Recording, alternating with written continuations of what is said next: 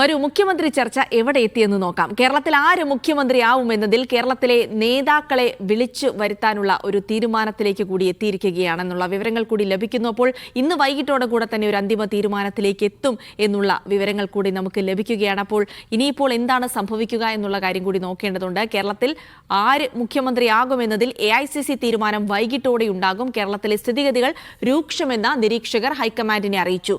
ഖാർഗെയുടെ വസതിയിൽ നടക്കുന്ന ചർച്ചയിൽ കേരളത്തിലെ നേതാക്കളെ വിളിച്ചു വരുത്താനും തീരുമാനമായിട്ടുണ്ട്.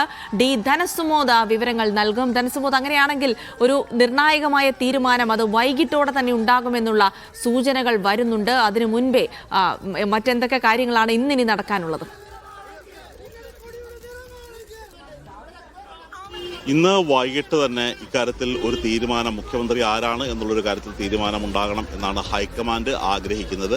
ഹൈക്കമാൻഡ് ഇത്തരത്തിലേക്കുള്ള ഒരു തീരുമാനത്തിലേക്ക് എത്തിച്ചേരാൻ പ്രധാനമായും രണ്ട് കാര്യങ്ങളാണുള്ളത്. ഒന്ന്, നിരീക്ഷകരുടെ അവരുടെ വാക്കാലുള്ള ഒരു അഭ്യർത്ഥനയുണ്ട്. കാര്യം നിരീക്ഷകർ സമർപ്പിച്ച റിപ്പോർട്ടിൽ ഘടകകക്ഷികളുടെ ഒരു അഭിപ്രായം രേഖപ്പെടുത്തിയിട്ടില്ല. അത് വാക്കാലാണ് പറഞ്ഞിരിക്കുന്നത്.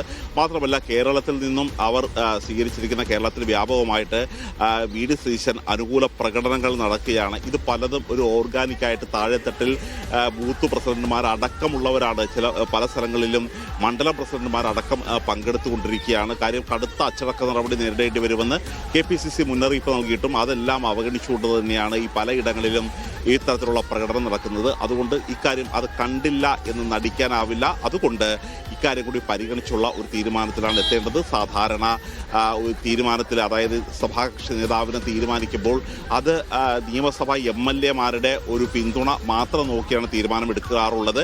അത് കർണാടകയായാലും രാജസ്ഥാനിലായാലും ആ തരത്തിലുള്ള ഒരു തീരുമാനം തന്നെയായിരുന്നു എടുത്തത്. പക്ഷേ കേരളത്തിലെ സാഹചര്യം ഒരു വ്യത്യസ്ത സാഹചര്യമാണ്.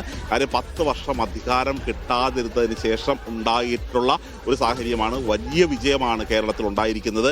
100 സീറ്റിലധികം നേടിയത് മഹാവിജയമായിട്ട് തന്നെയാണ് കാണുന്നത്. കാര്യം ഈ 5 തെരഞ്ഞെടുപ്പ് നടന്നതിൽ കേരളത്തിൽ മാത്രമാണ് കോൺഗ്രസിന് ഇങ്ങനൊരു